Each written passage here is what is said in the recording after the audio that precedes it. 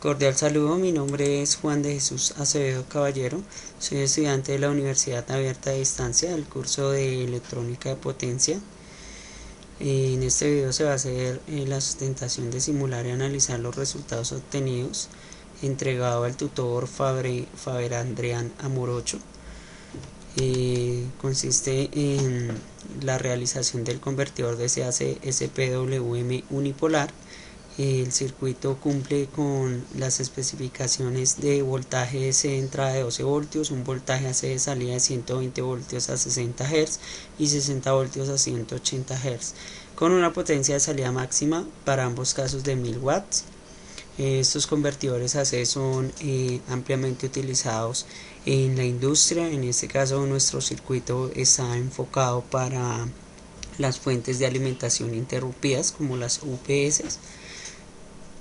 Los inversores pueden ser monofásicos, trifásicos o polifásicos y utilizan elementos semiconductores de potencia que pueden actuar como switches, tal como transistores IGBTs, BGTs, MOSFET de potencia que pueden trabajar en régimen de conmutación de acuerdo a los requerimientos y diseños que depende del tipo o técnicas del control a utilizar.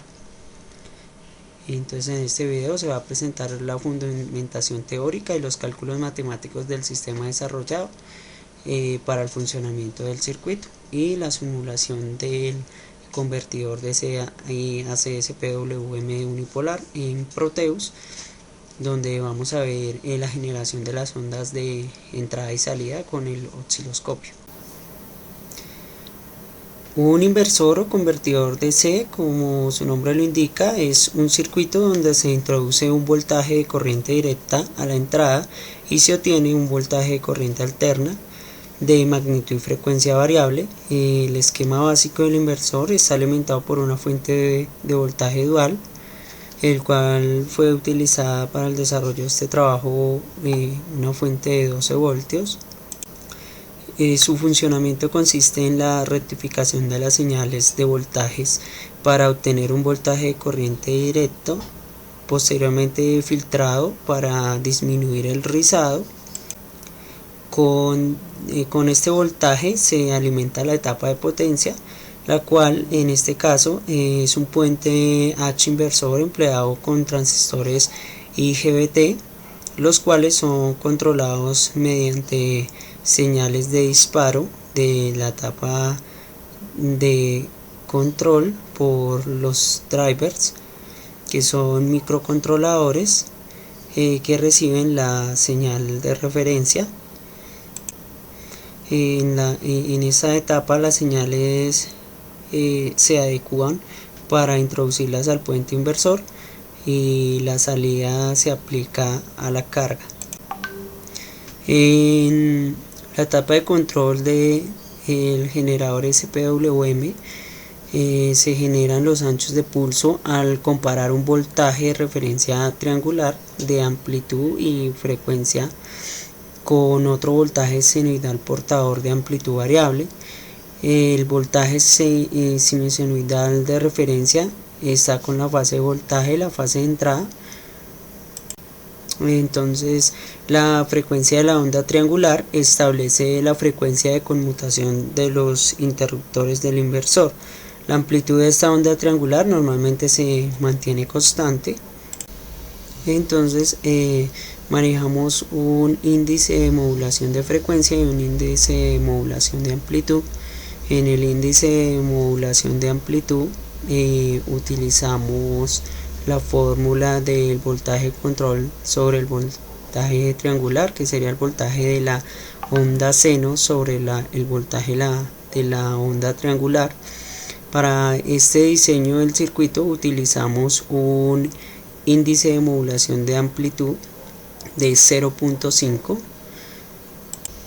Para el diseño de modulador de ancho de pulso sinusoidal SPWM de tipo unipolar, el voltaje pico de señal de referencia es de 9.6 voltios y la portadora es de 12 voltios. Y para el cálculo de la frecuencia tenemos la frecuencia de la portadora sobre la frecuencia de la moduladora. Vamos a utilizar una frecuencia de 60 Hz para la moduladora y una frecuencia de